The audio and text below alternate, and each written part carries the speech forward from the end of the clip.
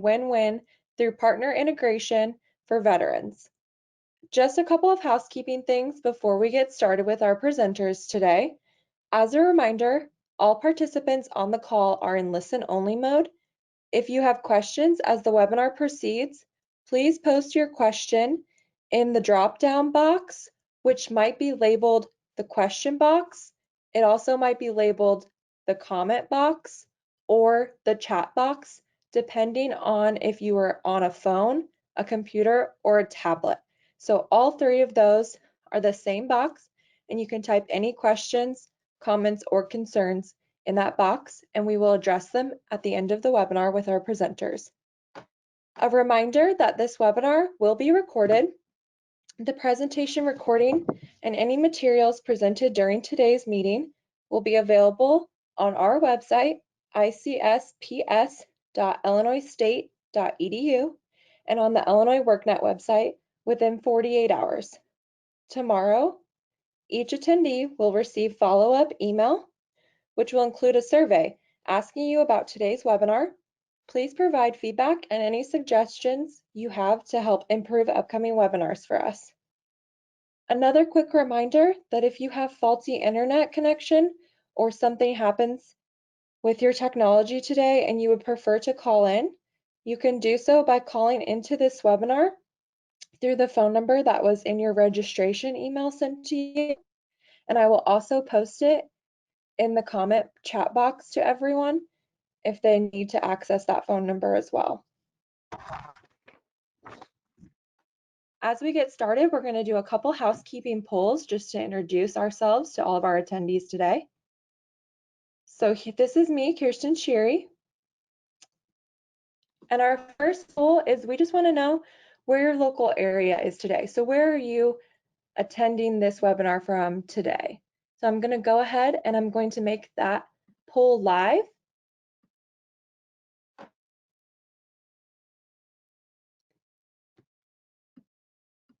And if you could go ahead and just answer, where is your local area today, and select one of the following. We do apologize that the answers are limited. So if you'd like to be more specific, you can always comment in the chat box for us. It's always good to know where our attendees are at today.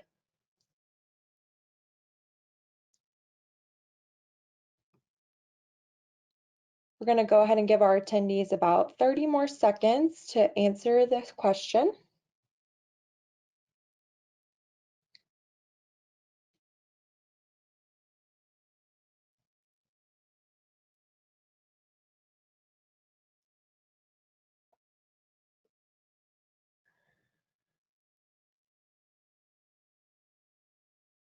Okay, I'm going to go ahead and close the poll, and then I'll share the results with everyone.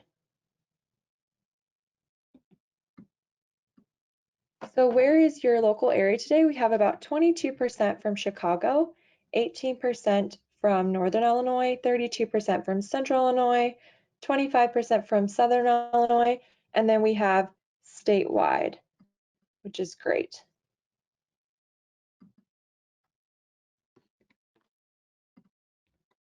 Next, we just want to know which partner do you best represent. So I'm going to go ahead and launch that poll. And then if you could just answer this question as well for our attendees, which partner do you best represent? Again, we are limited on our answer options, so we do apologize for that. And if you'd like to be more specific, please comment in the question box or comment box or chat box, whichever it's labeled for you.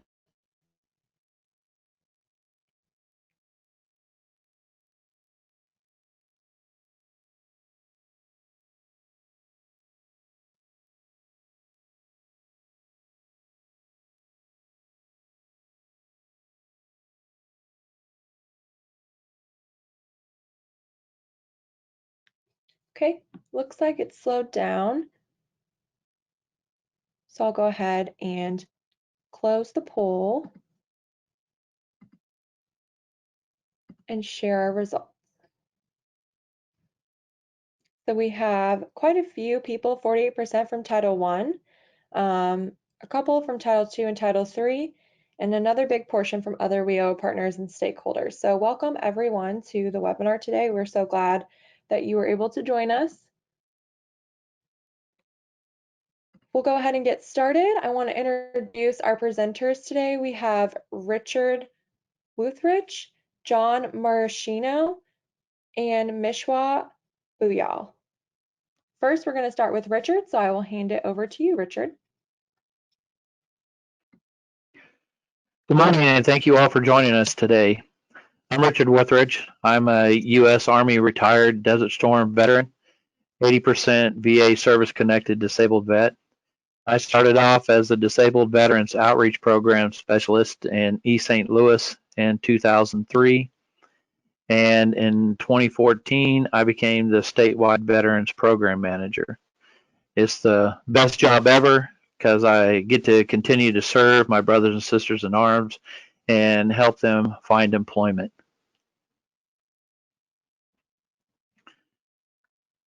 Next slide.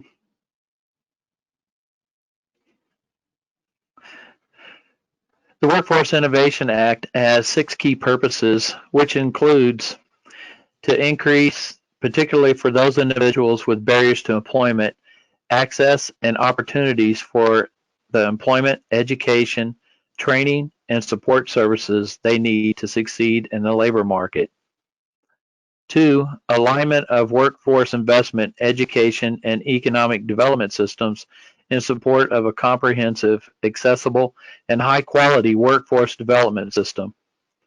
Our presentation today will focus on how 2 WIOA partners came together. We serve basically the same population in a lot of instances, but we have the same goal: mitigate barriers to employment to obtain meaningful careers. Next slide.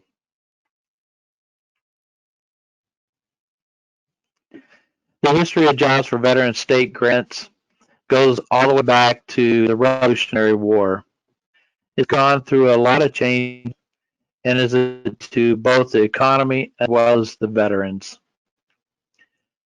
As you can see, the Wagner-Pfizer Act created the Veterans Employment Representative, which until about 1980 was only a 6-month duty assignment. The Veterans Employment Representative was expected to assist other veterans in finding employment while at the same time find a job for themselves. And then they would start again with a new Veterans Employment Representative. The Vietnam era Veterans Readjustment Act of 1974 and the United States Code 38, Chapter 41 extend the priority of employment counseling, job training, and placement services to Vietnam-era veterans, and also added the Veterans Employment Representative position.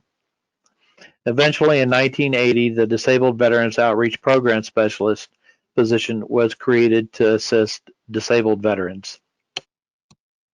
In 2002, Congress demanded a clear delineation of duty and responsibilities between the Disabled Veterans Outreach Program Specialist and the local Veterans Employment Representative, which up until this point, both positions were performing virtually the same task. Between 2002 and 2010, the Department of Labor, Veterans Employment and Training Services created guidance to regulate and refine the Disabled Veterans Outreach Program Specialist and local Veteran Employment Representative duties and responsibilities. Finally, in 2014, with the implementation of the Veterans Program Letter 03-14 and the accompanying training employment guidance letters, a clearly redefined roles and responsibilities was developed with reinforcing penalties for noncompliance, such as reallocation of JVSG funds and corrective action plans. Next slide, please. This is the United States Department of Labor organizational chart as it applies to the Jobs for Veterans State Grant Program. Secretary of Labor Eugene Scalia was sworn in as Secretary of Labor on September 27th of 2019. The Assistant Secretary for Veterans Employment and Training Services is John Lowry. The Regional Administrator of Veterans Employment and Training Services is Heather Higgins. And the State Director of Veterans Employment and Training Services is Dave Say. The Public Labor Exchange is the Illinois Department of Employment Security. And then the Statewide Veterans Program Manager, which is myself, and the Assistant Statewide Veterans Program Manager is Eric Bermudez. Our job is to liaison between the Illinois Department of Employment Security and Veterans Employment and Training Services. As you can see, our guidance comes directly from the United States Department of Labor, Veterans Employment and Training Services, and is in United States Code 38, Chapters 41, 42, and 43. Just as many of you on this webinar, we have to adhere to the Training and Employment Guidance Letters, the Training and Employment Notices, and the Grant Officer Memos. But we also have Veterans Program Letters, which most of the time are word for word the same as the Training and Employment Guidance Letters, but others are separate guidance that only pertain to the Jobs for Veterans State Grant Program and that staff. Next slide, please. The DVOP and LVR. As we stated earlier, the DVOP is the Disabled Veterans Outreach Program Specialist, and the LVR is the Local Veterans Employment Representative. The state of Illinois receives a Jobs for Veterans state grant annually to fund the JVSG program, which consists of two groups of veteran employment representatives. The LVR and DVOP staff must have a bachelor's degree, must be honorably discharged U.S. military service member. DVOP specialists must also be a VA service-connected disabled veteran, and within 18 months or higher, both the DVOP and the LVR must pass their federally mandated core competency courses at the National Veterans Training Center Institute, which is also funded by the United States Department of Labor, Veterans Employment and Training Services. We currently have 26 Disabled Veterans Outreach Program Specialists and 21 local veterans employment representatives. And the number of these positions are based on our annual grant funding amount. Next slide, please.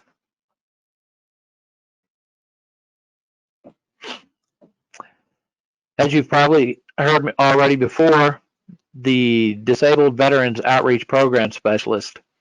We found it difficult when we introduce ourselves to both veterans and employers and our supportive service organizations.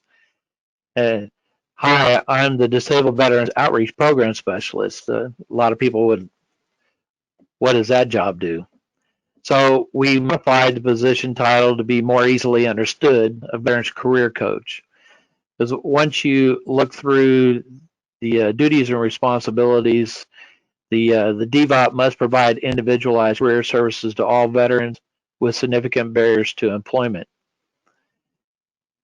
The veterans only have to self-attest to having one or more of the significant barriers to employment.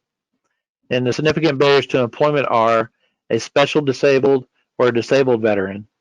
And I just want to emphasize here that the VA service-connected disability ratings start at 0%. So if you see a veteran that has a 0% rating, that is a bona fide disability rating. It doesn't mean that they don't have any disability at all, just means that the disability that they have currently is not impacting their life so much that they're getting financial compensation for that disability. So moving on down, a special disabled or disabled veteran is someone that is entitled to compensation or who, but for the receipt of military retirement pay, would be entitled to that compensation. It can also be somebody that was discharged or released from active duty because of a service-connected disability. Number two, a homeless person, as defined in sections 103A and B of the McKinney-Vento Homeless Assistance Act. A recently separated service member, which recently separated means within 3 years of being separating from their branch of military service. and who has been unemployed for 27 or more weeks in the previous 12 months. An offender, as defined by WIOA Section 338, who is currently incarcerated or who has been released from incarceration. 5, a veteran lacking a high school diploma or equivalent certificate, or a low-income individual, as defined by WIOA Section 336. We have a Veterans Program Letter 03-19, which in Title 38, Chapter 41, the Assistant Secretary of Veterans Employment and Training Services can define additional targeted populations. So in this Veterans Program Letter, the additional populations are veterans 18 to 24 years of age, Vietnam era veterans, and eligible transitioning service members, spouses, and caregivers. All of these significant barriers to employment are incorporated into our veterans intake form and are part of the initial assessment and the assessment interviews. Next slide, please.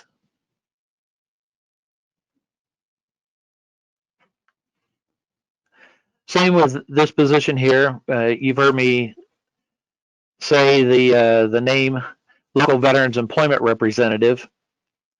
And again, we had people wondering what is a local veterans employment representative. So we have modified it to be more easily understood as a veterans business specialist.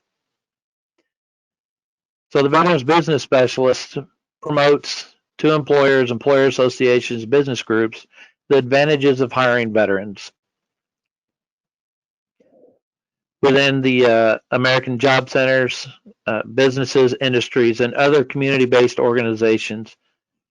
And they participate in appropriate activities such as planning and participating in job and career fairs, conducting employer outreach. In conjunction with employers, conduct job searches and workshops and establishing job search groups. Coordinating with unions, apprenticeship programs, and businesses or business organizations to promote and secure employment and training programs for veterans. Informing federal contractors of the process to recruit qualified veterans. Promoting, credentialing, and licensing opportunities for veterans, and coordinating and participating with other business outreach efforts. Another thing that the Veterans Business Specialist does is we assist businesses in developing ways to retain veterans once they've hired them to keep them on board. And one of those things that we like talking about with the employers and businesses are establishing affinity groups with veterans that they may already have working within their business, or with people that are vet friendly and would like to assist these veterans and show them around the company, the business, and just help them fit in to their peers and to the business. LVRs are also responsible for facilitating employment, training, and placement services furnished to veterans in the state.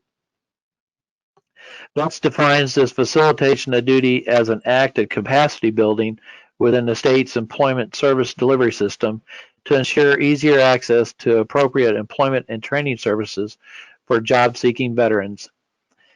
And we as the veterans career coaches and the veterans business specialist, we do this once a quarter, the capacity building, and that's to get all the AJC staff together and the partners that are within the AJC and cover specific topics that are pertinent to providing employment services to veterans and helping them find employment. Next slide, please.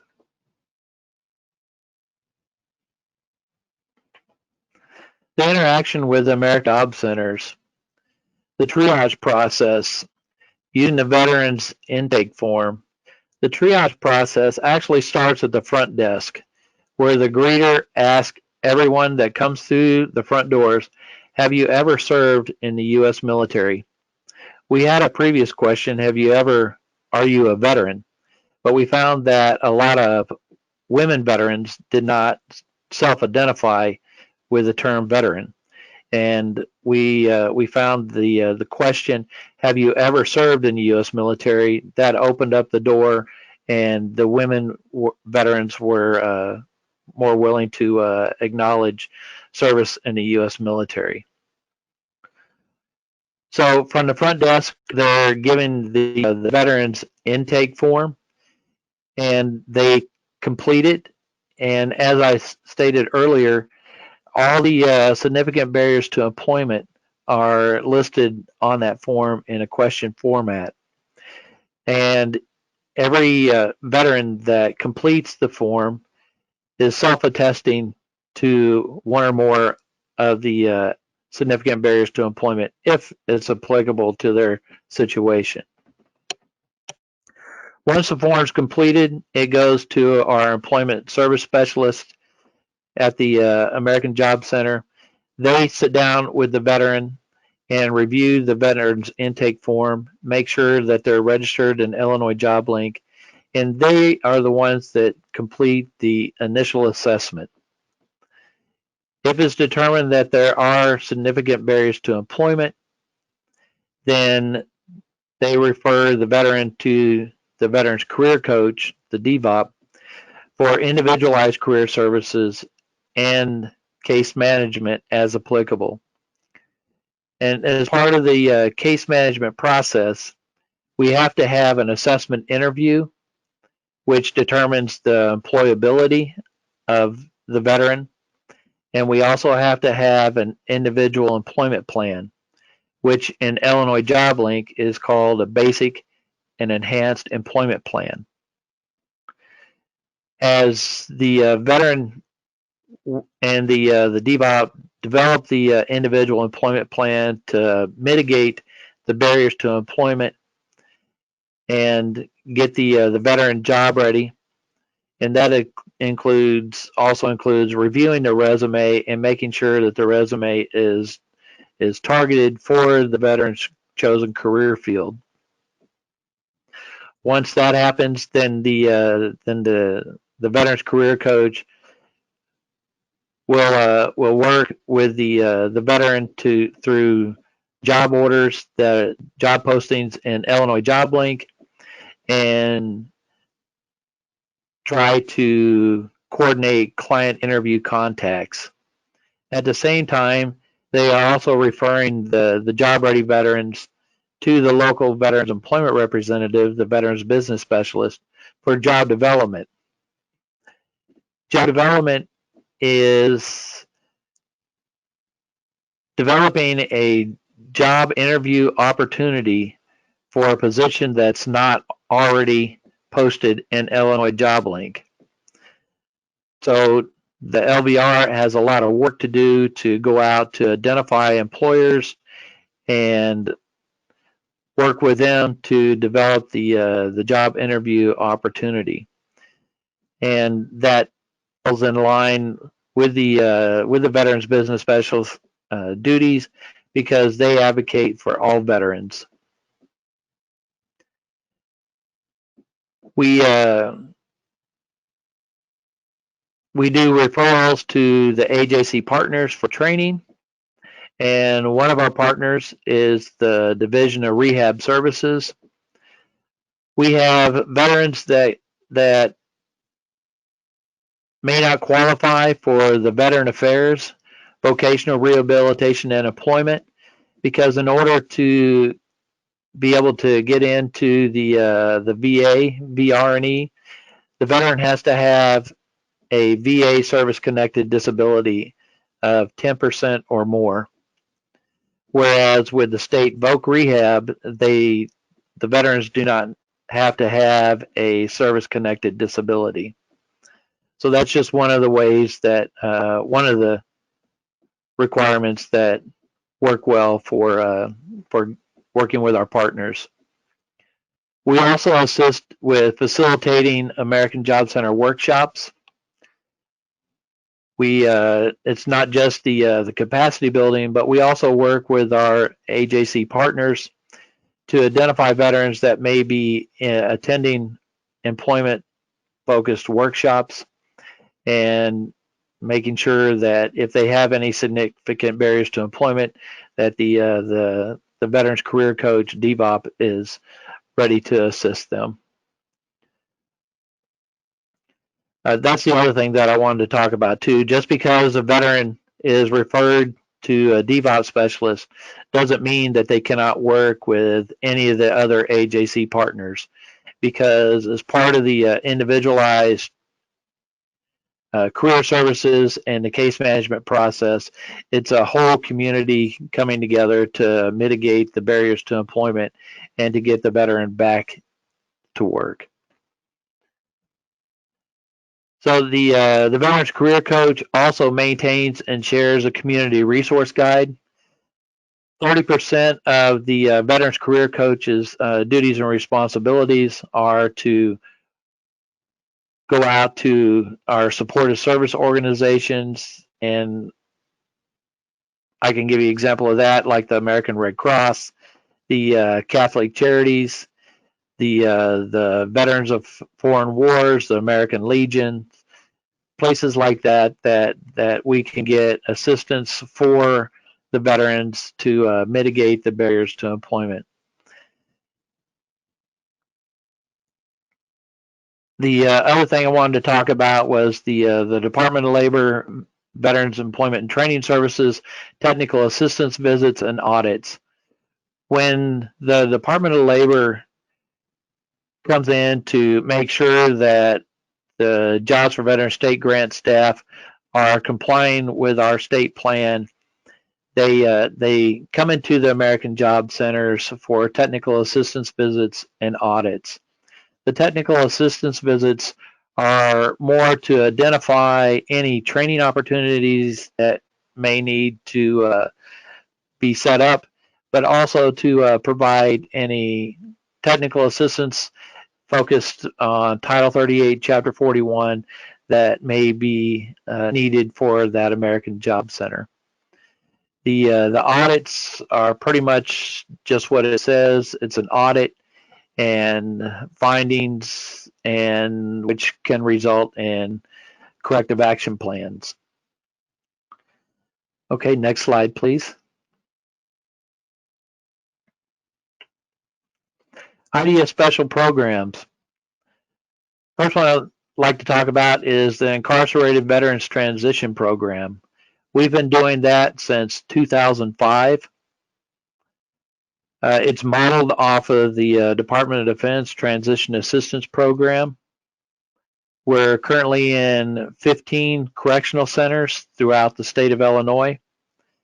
We have 9 veterans career coaches with alternates that go in and facilitate quarterly workshops to the incarcerated veterans. The incarcerated veterans, they also have to be eligible veterans, which means they had to have served at least 180 days on active duty and did not receive a dishonorable discharge. We have roughly 480 veterans per year that regularly participate in our workshops. The next thing is the Homeless Veterans Reintegration Program. We have 5 veterans reintegration programs in the state of Illinois. The Homeless Veterans Reintegration Program is a grant that is through the Department of Labor, Veterans Employment and Training Services. And of the 5 that we have in the state of Illinois, 4 of them are in the Chicagoland region, anywhere in the Collar counties and Cook County. And we only have 1 that is downstate, and that is in Peoria. So one of the things that we do with the homeless reintegration programs is that we have the veterans career coaches on hand. They depending on where the location is and the agreement that's set up, the Veterans Career Coach may come on site, or the Homeless Veterans Reintegration Program counselors may be bringing the qualified veterans for their program over to the AJC to meet with the Veterans Career Coach for specific employment assistance. And of course, as we already talked about, the Veterans Business Specialist, the LVR, is brought into that at the job ready point for job development assistance. The next special program that we have is the Vocational Rehabilitation and Employment. We work directly with the Veterans Affairs, Vocational Rehabilitation and Employment. We assist they provide us referrals. There's two types of referrals. There's labor market information referrals for those just getting into the VR&E program and trying to decide on which career path or VR&E path that they would like to pursue. And the other one is placement referrals, which is the majority of the referrals that we get. And that's to assist the veterans that are coming out of VR&E, because remember, these are special disabled and disabled veterans that are coming out, and that's the first significant barrier to employment as defined by Veterans Program Letter 03-14. So the one thing that VR&E does is it provides rehabilitation and training for the veterans, but it doesn't mitigate the other barriers to employment. And that's where the Veterans Career Coach and the American Job Center comes into play to take on that role. The last thing on here that we do is we do demobilizations, which are yellow ribbon reintegration events. We partner with the Employer Supported Guard and Reserve and doing the post 30, 60, and 90-day demobilizations. So when units come back from deployments back to Illinois or in one of our neighboring areas, that we assist with being on site, having an information booth, and we talk to all the service members that are coming back and making sure that they have employment and jobs to come back to. If they don't, then we get them into the American Job Centers and get them through the triage process and get them back to work. Next slide, please.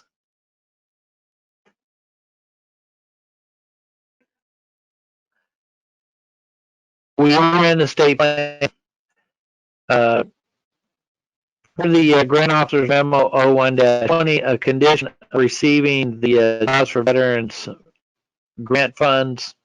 States are required to submit a state plan to the Department of Labor describing how the state will carry out the Jobs for State Grant Program for program year 2020 to 2023. Each state submits either a combined or a unified Workforce Innovation Opportunity Act state plan. States that do not include the JVSG plan in a combined WIOA state plan, including states that submit a unified WIOA state plan, will submit a separate standalone 4-year state plan. So because Illinois has a unified WIOA state plan, we had to submit a standalone 4-year Jobs for Veterans state grant plan. And as with the WIOA state plan, we have to modify that after 2 years. Next slide, please.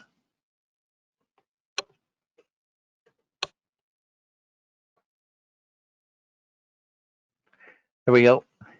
Negotiated performance standards. As with most all the Department of Labor grants, we have to negotiate performance standards. As you can see, The Jobs for Veterans state grants, we have the same standards as the Wagner-Pizer. So we have the second quarter after exit, the fourth quarter after exit, and then we have the median earnings. The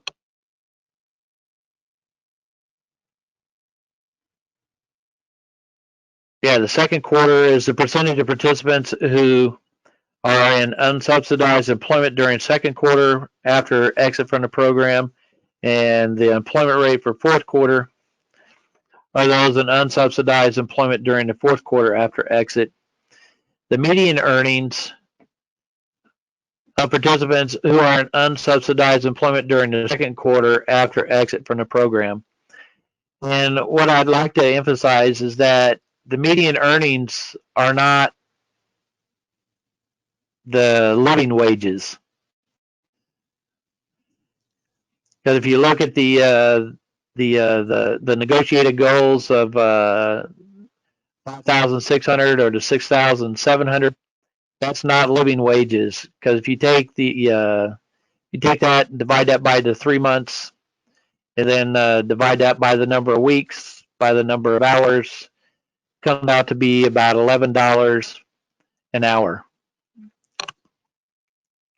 And that's definitely far from living wages, especially for those that have families or single parents with children.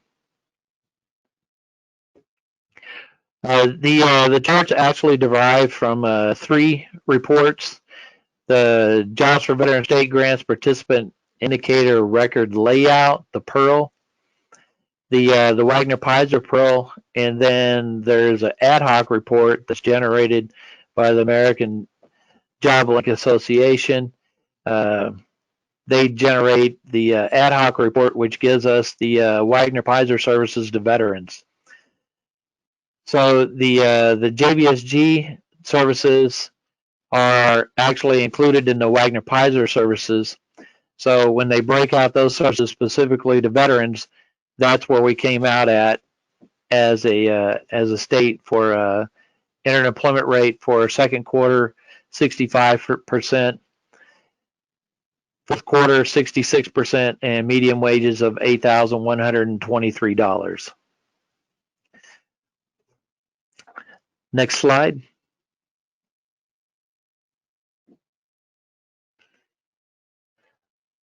John Marchiaro will cover this part of the presentation.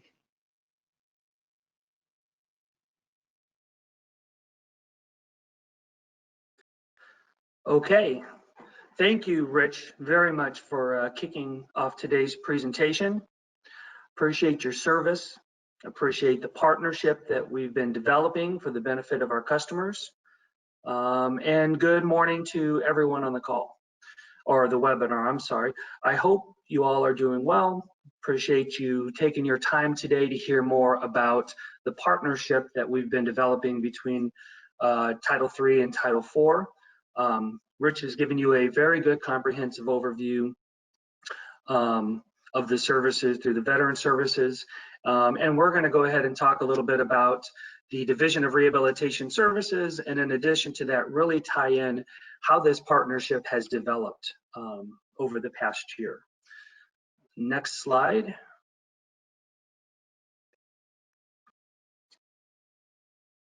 For those of you who also don't know, this is actually a very special time for the Vocational Rehabilitation Program.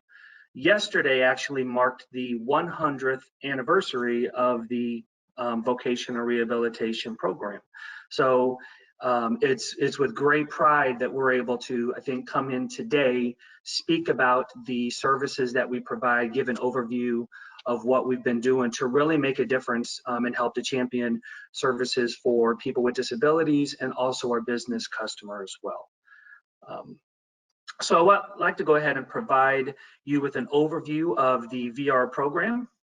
So who we are. The Division of Rehabilitation Services is the state's lead agency in assisting individuals with disabilities in obtaining and maintaining competitive integrated employment, so above at or above minimum wage with the same commensurate benefits as anybody else would receive. The Division of Rehabilitation is the state vocational rehabilitation program, but it's also important to remember that vocational rehabilitation program exists in every state, including the District of Columbia and the territories as well. So this is a very comprehensive service. It's not just restricted to the state of Illinois.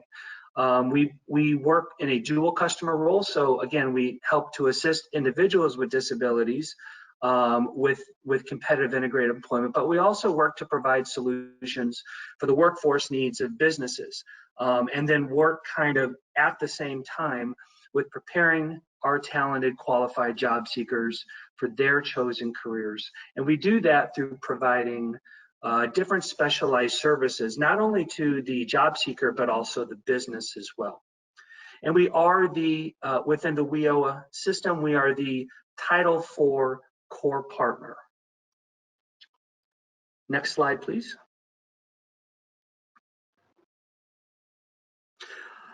So some of the things that we do, we do provide employment services and counseling to people with disabilities, as well as the business as well. So in a true dual customer approach.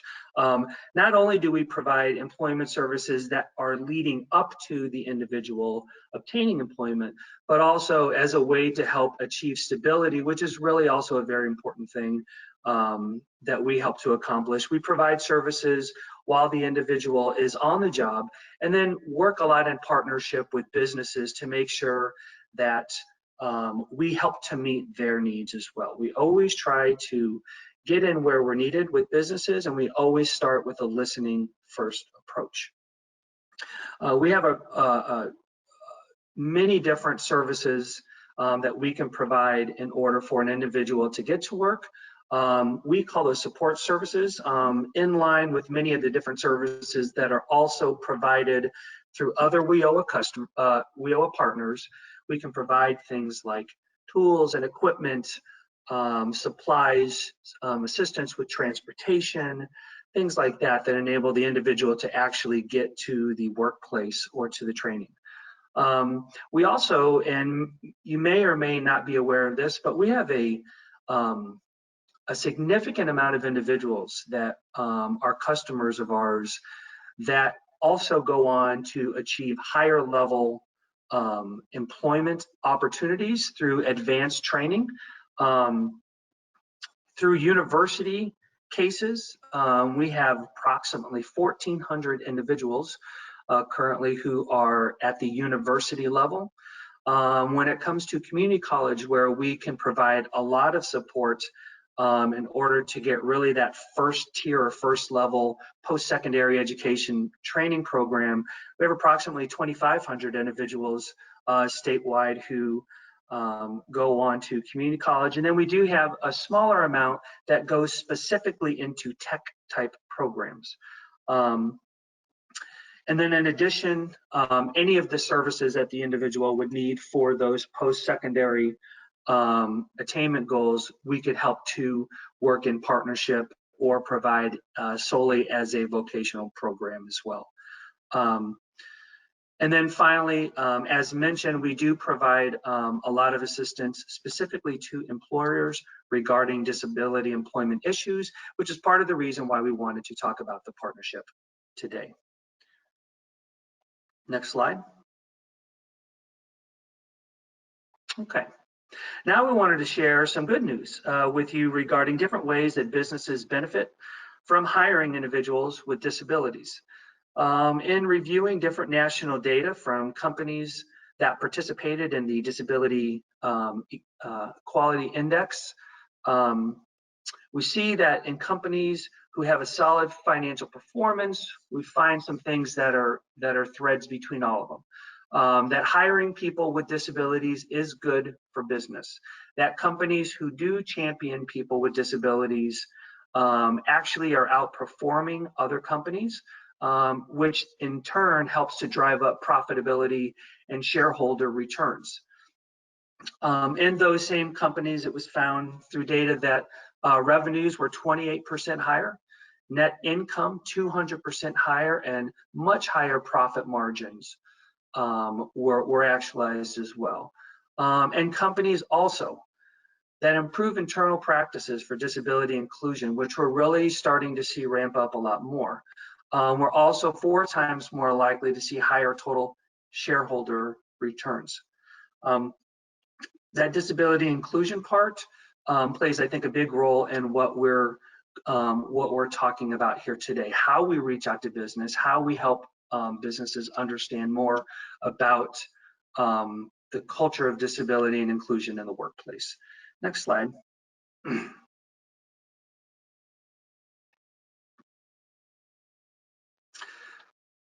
There's also some very common themes and practices between some of those businesses that were also identified through the Disability Equality Index as well, which was hiring individuals with disabilities and ensuring they are in the workplace.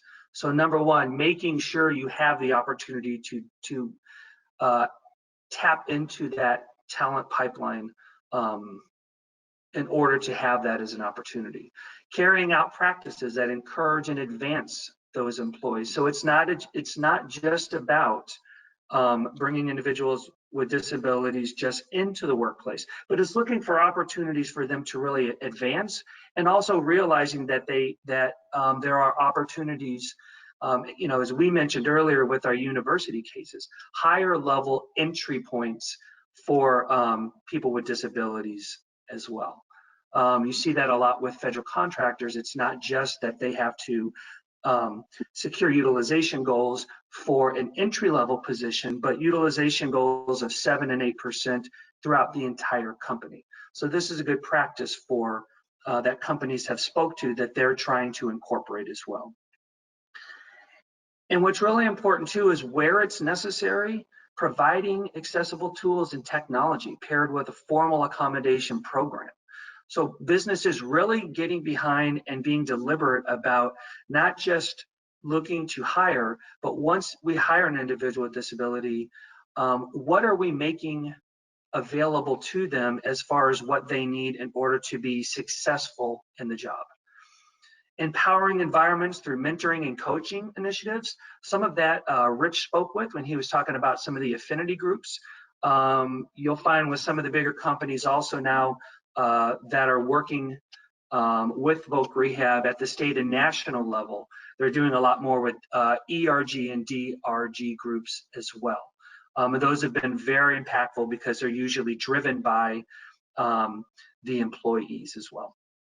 And then generating awareness through recruitment efforts, disability education programs, and grassroots-led initiative.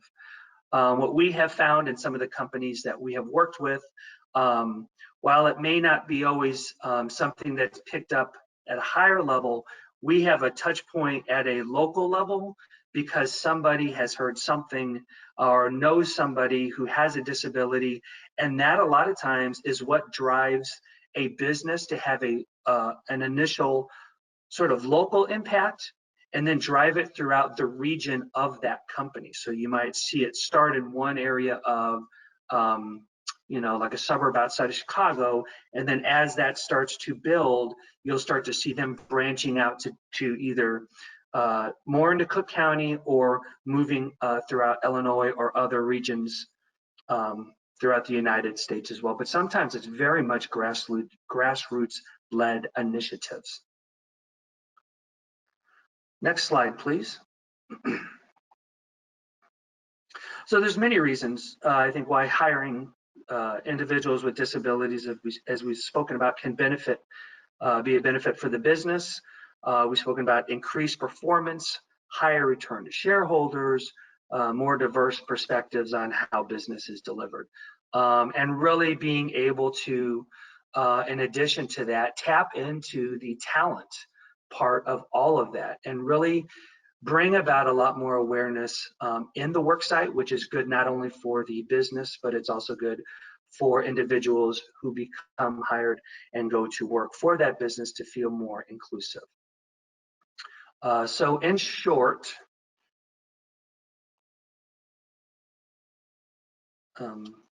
Okay, next slide. I'm sorry. I'm sorry. In short, businesses are increasingly hiring people with disabilities. We are seeing that as a result of a tight labor market. It's pushing companies to open their eyes, to consider working better with individuals with disabilities. Persons with disabilities are loyal, enthusiastic, are able to do their job really as well as anyone, and sometimes even better. We're starting to see some of the way that businesses are going to have to start looking at their workspace a little bit differently as a result of what's went on over the last several months. That may lead into even more opportunities to be able to look into for sourcing of specific talent groups. And we want to be aware of that as well. And so we're working very closely to see how we can meet the needs of a business, sometimes even through remote working as well.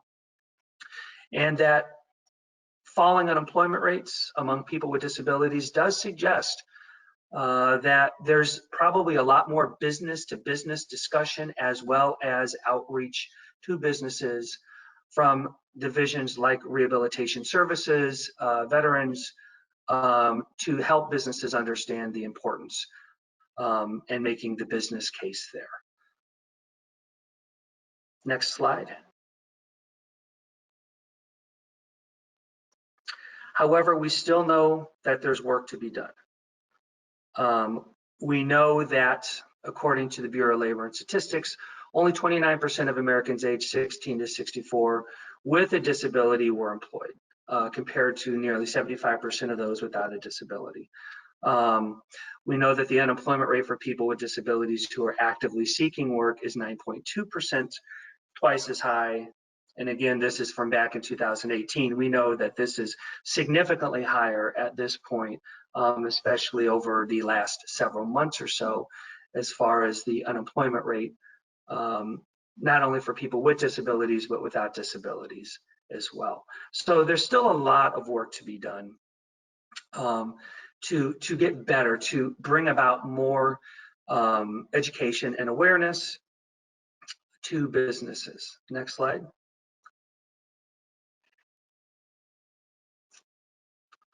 In fact, one of the things that we have seen when surveying businesses, even in Illinois, not within the last year or two, was that when businesses in different sectors were surveyed about who would you be most likely to hire within different WIOA barrier groups, one of the consistent themes amongst some of those different sectors was that they would be least likely to hire individuals with disabilities as one of the lowest responses to for hire, and that's significant. It's significant for I think one main reason, and that is in every one of the WIOA barrier groups or eligible groups that were surveyed about, each one of them has individuals with disabilities in those groups. But when you slice that out and just look at hiring people with disabilities specifically, the number really drops as far as the favorability. And I think that's what we have to start getting at. There's many reasons that could happen. And we think that part of the reason why that is of course different misperceptions and the need for much more education for businesses.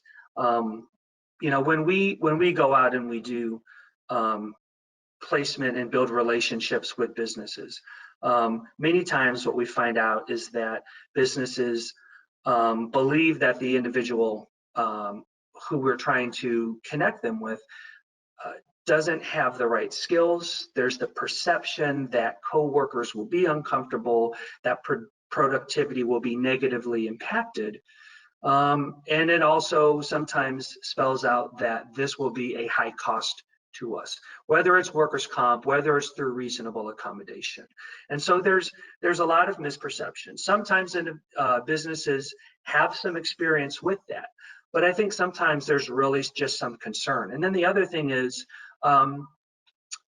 more education and information really needs to be provided. What we hear a lot from businesses is, We know what we know. We're not exactly sure what we don't know. There's probably a million questions we have, but we don't know what to ask. And, we're afraid to ask sometimes because we don't want this coming back on us. And so what we try to tell them is, we're not enforcement agents. We're here to listen and to help provide solutions. And so once we really get in and are able to start talking about different needs that the business has, that starts to change. They wonder if it can work. How does this work? What is the process? What do we do when? So that need for education is very strong with businesses still. And I think getting to that is what's going to make this create much more opportunities, not only for bringing about awareness, but also opportunities for our job seekers to match with the employment that they're capable of. Next slide.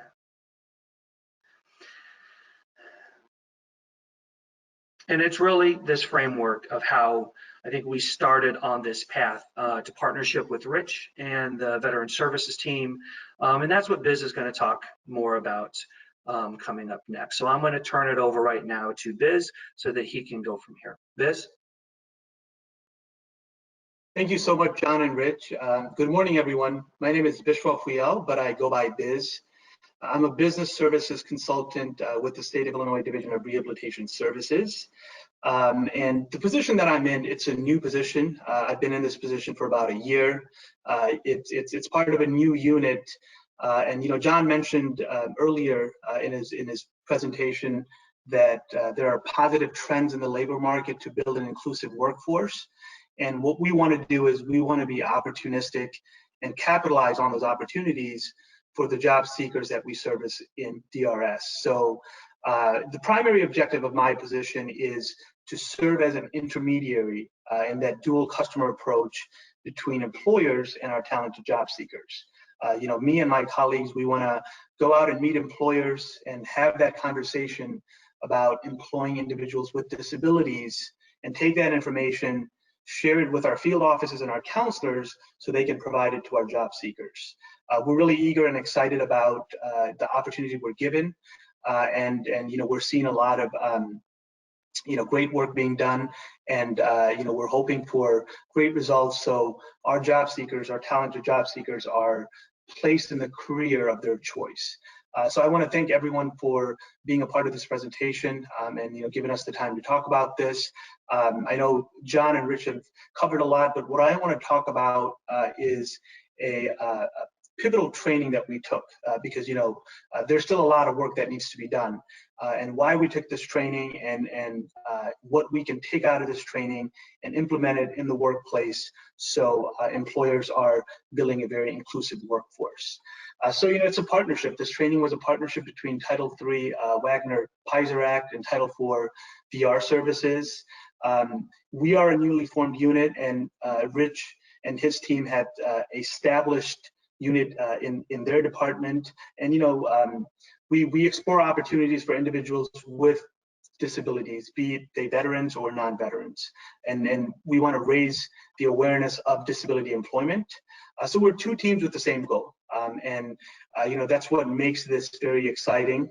So it was great to have two core WIOA partners take part in an important training. We regularly collaborate with Rich's team at American Job Centers as members of business service teams, and we do it to maximize our efforts and work towards the same goal, which is disability employment. Next slide.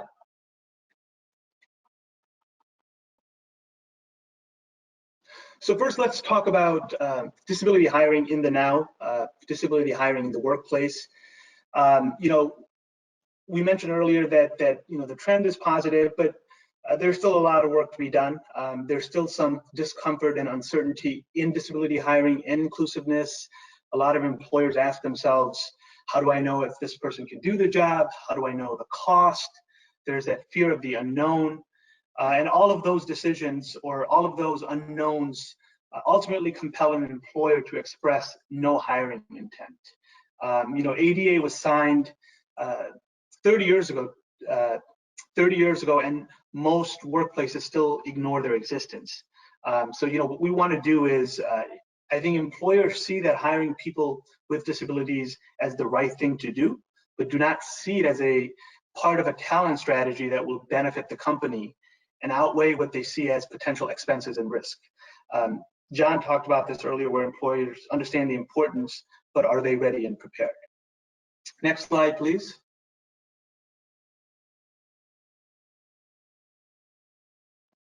So why windmills? Windmills is a training that recognizes that employers struggle with a difficult balancing act, incorporating people with disabilities into their staff while managing stigmas, myths, and stereotypes. This training focuses on raising awareness of the limitations often imposed on people with disabilities, such as lack of knowledge and low expectations. And the training is considered to be an effective tool in leveling the employment playing field for people with disabilities. Next slide, please. Windmills, has been around for a while. This training has been around for a while, and it has a proven history of assisting people with and without disabilities to better understand the culture of disability in the workplace. It is best defined as an employer-employee training tool designed to change attitudinal barriers and create a new perspective on the unique abilities of individuals. This training is geared for Voc Rehab members like ourselves, veterans business specialists like Rich and his team, job developers, community-based organizations serving individuals with disabilities, and most importantly, to employers committed to disability inclusion. Windmills provided this training to us as a train the trainer. So we can go out as a group, as a team, and provide this training to employers that we partner and work with. Next slide, please.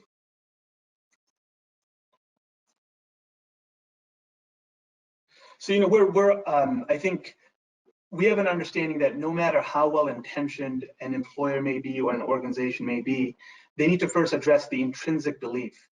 And if they don't address that, then a lot of qualified employers with disabilities will be overlooked. And the way to change that, and the objective of this Windmills training, is to change perception and raise awareness. They do this by having us interact with each other and role play, and have that difficult discussion on what needs to be addressed to kind of overlook the disability and just kind of focus on the ability. Windmills serves as the solution to shift from just talking about an inclusive workplace to taking meaningful action to build an inclusive workplace. It provides you the opportunity to have the following dialogue and take necessary actions. It makes you anticipate barriers, problems, and employer concerns, and through that, you learn how to develop solutions and strategies. You can educate participants to effectively present themselves to the employer, and prepare the employer to effectively evaluate the applicant.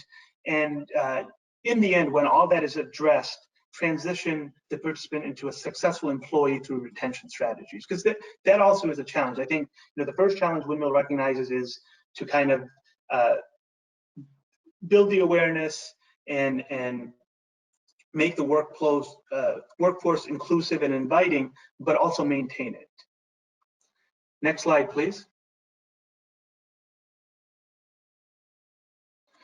So the training asks participants to identify emotions, stereotypes, and attitudinal barriers which may cause them to be less effective employers or managers.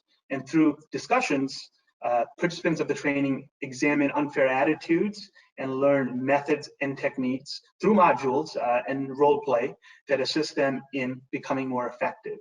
Employers are seeing, and by doing this, employers are able to see what an individual with a disability can do instead of constantly perceiving what they can't. So the training is comprised of 12 training modules. And what the modules does is it spurs participants to recognize their own perceptions of people with disabilities, the origin of those feelings, and how they affect their own behavior in the workplace. And ultimately what it asks the participants to do is kind of self-evaluate.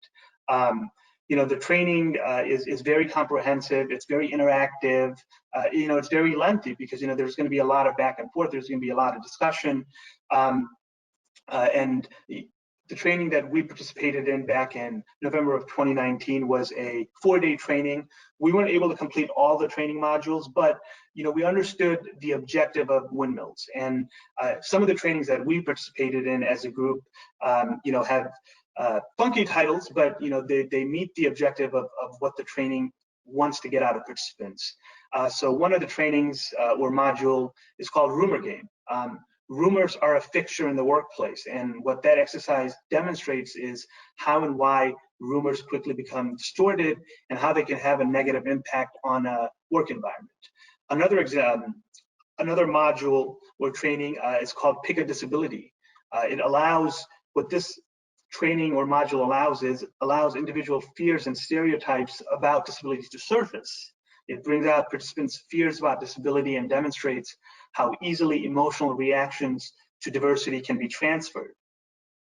Another one, and the group's favorite, was called Ask a Basket. That training provides a safe environment for participants to ask questions about disabilities by giving them the opportunity to do so anonymously, and the answers come from the group. Another training was Whose Fault? This training demonstrates how prejudices and negative experiences causes us to limit the employment of persons with disabilities. It looks at how the experience of one disability affects the awareness of others. So that's just a quick summary of the windmills training. Now what we want to do is run with it, go out as partners and provide this training to employers in Illinois that want to hire veterans and non-veterans with disability, that want to build an inclusive, valuable, and successful workplace. Now I will have John take it home and kind of elaborate on what lies ahead. Next slide.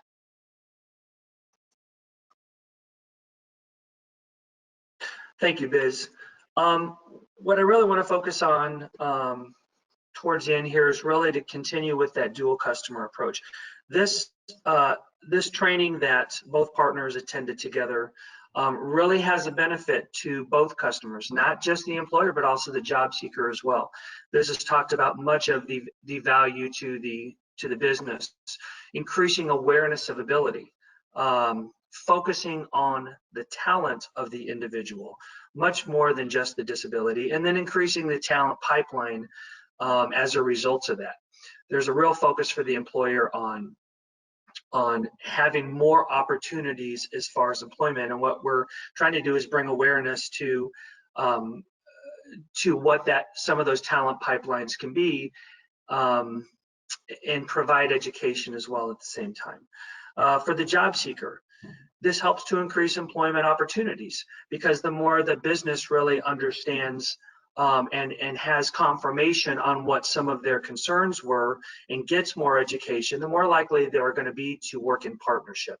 Again, this is just one step in building a relationship with a business, but sometimes we find it's an extremely important and also one of the first things that needs to happen before we can really go any further in talking about sourcing or setting up a program design or anything, because the thoughts and presumptions that are happening really need to be addressed first. So this will increase employment opportunities for the job seeker, and also make them feel like when we have this partnership that they're going to work for an employer that really understands better and has a better acceptance of all individuals, especially those with disabilities, and the value that they can bring.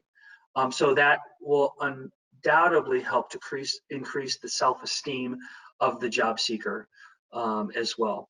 And then more equitable access to similar wages and benefits, because there'll be opportunities not only to get in to entry-level positions, but also to jump in at a higher level, a higher employment opportunity with wage and benefit, and then look for ways to advance as well. So really there is a pretty good connection between this dual customer approach as well. So that's our real hope, is that we can help this bring value to all of our customers. Next slide, please.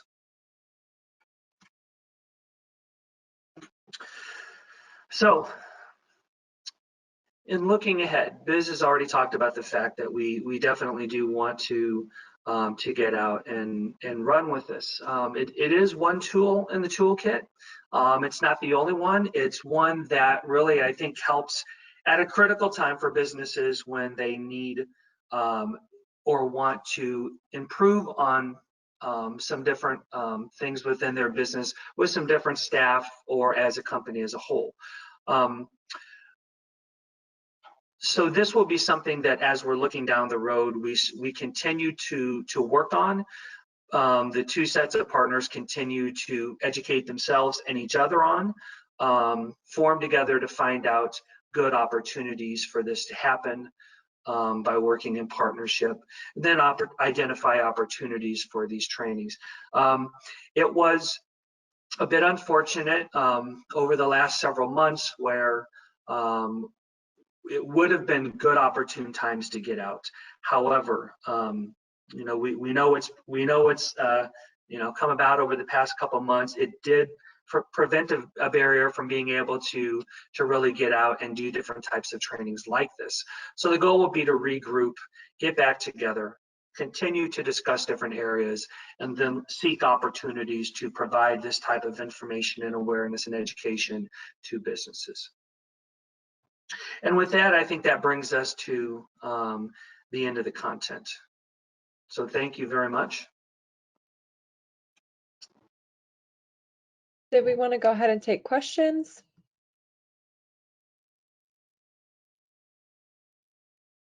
Sure, yes, if there are questions, yes, let's take those. Okay, we did have a couple questions, I think, at the beginning for Richard. Someone asked, what is the mechanism for veteran status verification?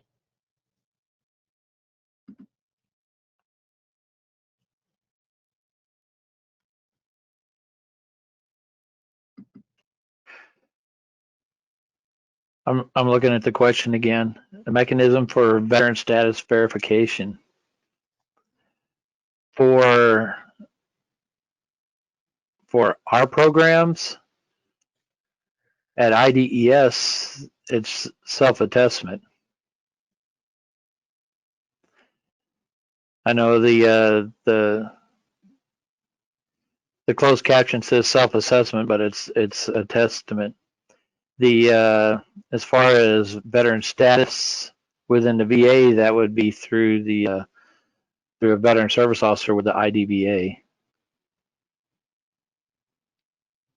Okay, she had a couple follow-up questions, the same attendee. She asks, when you are looking at the 27 weeks of unemployment in the last 12 months, is the unemployment consecutive? No. Then she asked, how is the JVSG program expressed, coordinated, structured in the Unified State Plan?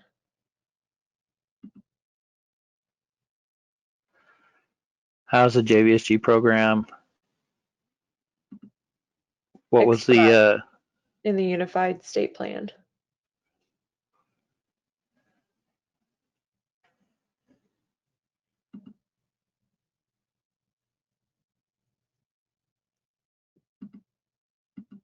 I'm not, I know it's in there, I just don't know where it is. The and then our standalone, our state plan, the JVSG plan, is an attachment to the unified state plan. Okay, and then she had another follow-up question that said, you mentioned that there is overlap with the partnership. How are the two programs integrated?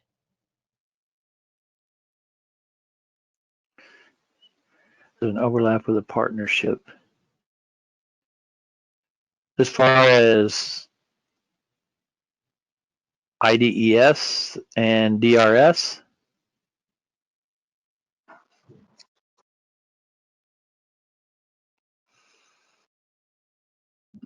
The I'm not sure. So, yeah, I would say, I was wondering if that was what was meant too, and I will just say, this is John from the Division of Rehab Services. I would say that where we are the same is that we have opportunities where we are serving many of the same businesses. So many businesses that come through that want to seek employment opportunities with vocational rehabilitation are also very vested in working with veterans as well. So I would say in almost every conversation I've ever had where a business has contacted us, specifically as it relates to federal contractors and their subcontractors, there's almost never a time when we've not had the discussion about the work that they may be doing with veterans and would they like to. And so many of the companies have said, you know, we're trying to figure out how best that would work and how do we make that work. And so what we try to do again is make it easier for the business by knowing who the contact is and helping to make that connection. And I know that this has went back and forth also from veterans to Division of Rehab Services as well. So another area where we have a lot in common is that we both have many of our job seekers who have disabilities as well. And so I think one of the things that provides a great opportunity here is, as one of us has maybe received a lead from a company that wants to work with one of the groups, bringing in the other one helps, but it also helps when challenging some of those perceptions or misperceptions that a business can have, where you say, okay, you know,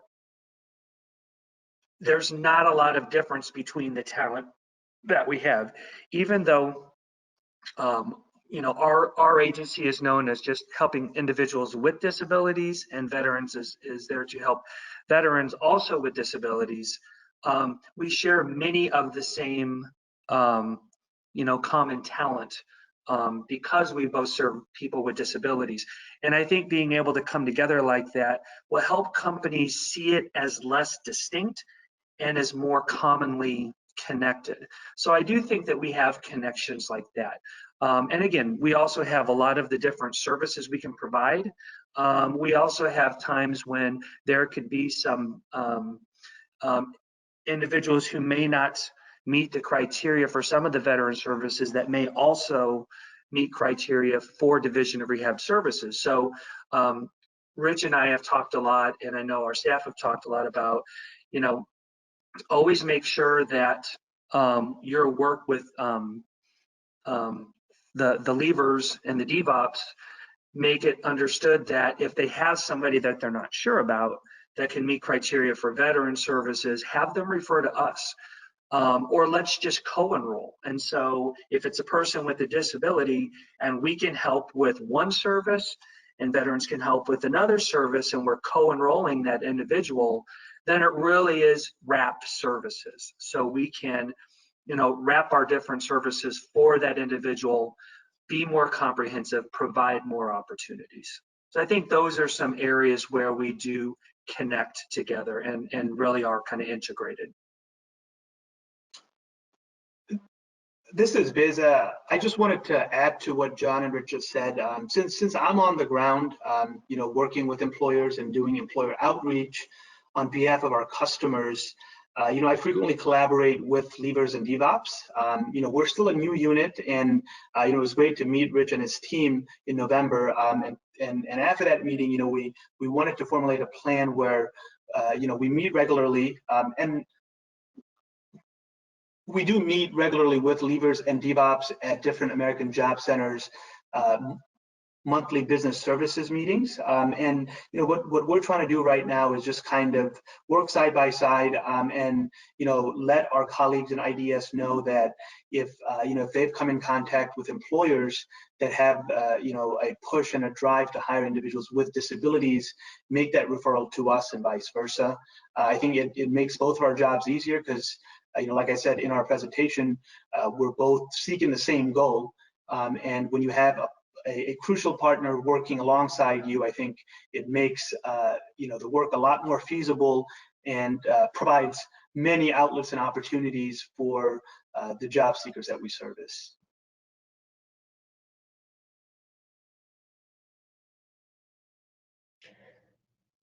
Okay, she also had another question that says, under your program, are there any benefits for spouses of veterans?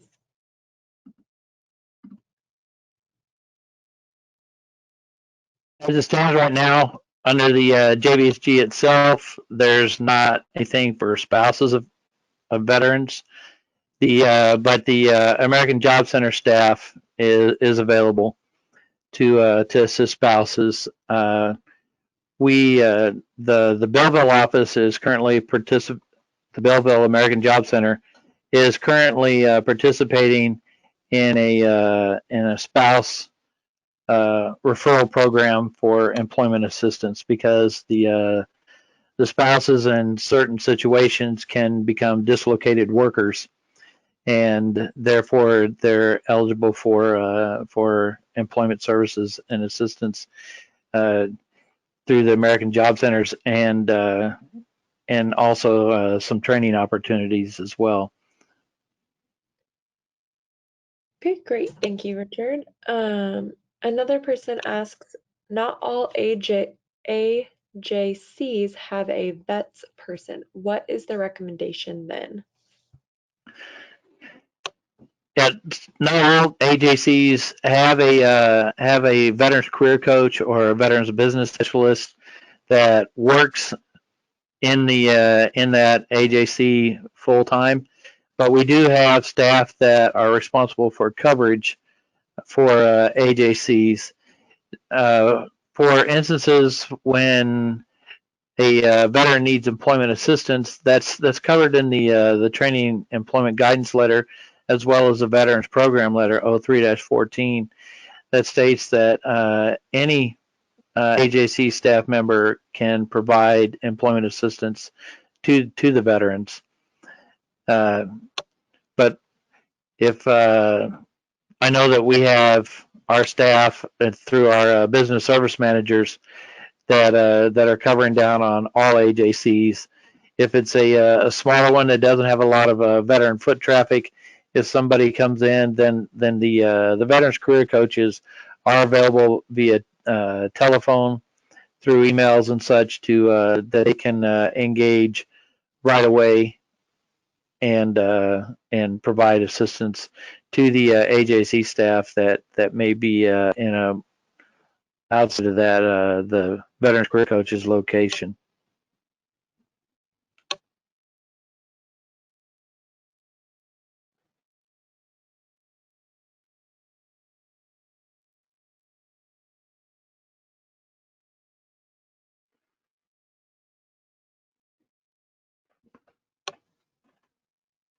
Oops, okay. Sorry, I was on mute. Another question, do you work with the CJIA for veterans who have entered the justice system?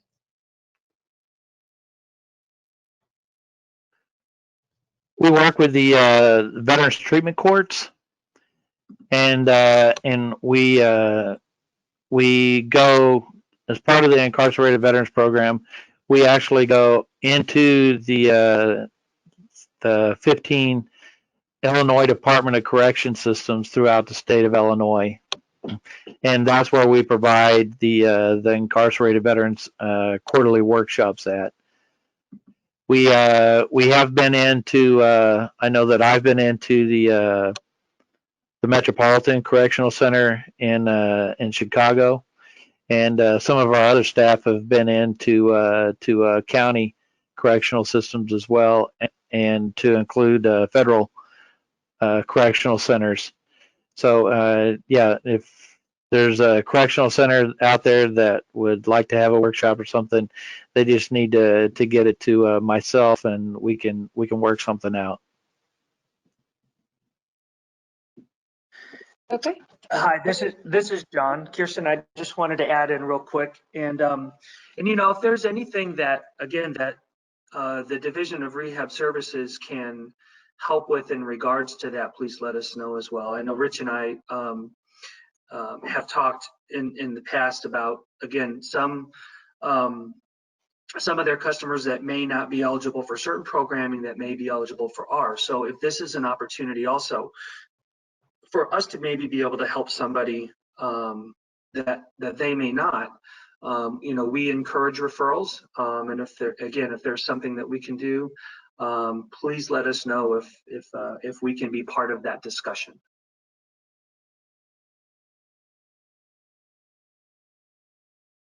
Okay. One last question. It looks like, how are the processes altered with the advent of COVID-19? For the JSG program, the people that are filing for unemployment are also have to have a Illinois JobLink account, and through Illinois JobLink, there populates a list of recently registered veterans. But Illinois JobLink also takes the significant barriers to employment that I had talked about earlier, the 6 core ones, and it screens all the veteran Illinois JobLink registrations and populates a DVOP intensive services report. And so our staff works through that report to reach out to the veterans via telephone and email to establish a meeting and review the veterans intake form with the and their Illinois JobLink account with the veterans, and can initiate a individualized career services and start working towards employment.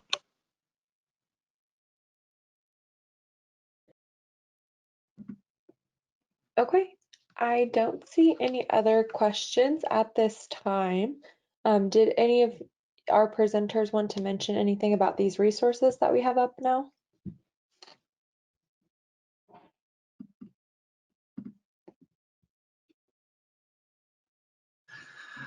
This is John. I would just like to say, go ahead. Oh, this is John. I just wanted to say that, we encourage people to find out more about the services that we have. We're always, our contact information, Biz and I, was at the front. I know that the slides will be available to anybody. If there's things that pop up, which they always do after the webinar, please feel free to reach out to us and ask us any questions. We wanted to make sure that we put resources about specific information about Division of Rehab. So you'll find this you'll find that as the first link on the resources page. Also information that's really good for employers sometimes through Ask Jan, which is under accommodations. That information really goes through a comprehensive look at some basic accommodations that businesses can look at. But we try to talk about our successes. We try to show our successes, and there's a lot of information that we can share and that we have available for anybody who's interested. We just appreciate being able to talk about our agency and share information that might be useful for other core and required partners. Okay, great. I just want to say thank you on behalf of the ICSPS office for attending today's webinar. As stated earlier, tomorrow each attendee will receive a follow-up email, which will include a survey asking you about today's webinar. Please provide feedback and any comments, questions, or concerns or suggestions you have to help improve upcoming webinars for us. And then also the recording of this webinar, as well as the presentation slides, will be uploaded within 48 hours to our website, as well as Illinois WorkNet website as well. So thank you to our presenters. Do any of you three have anything, closing comments?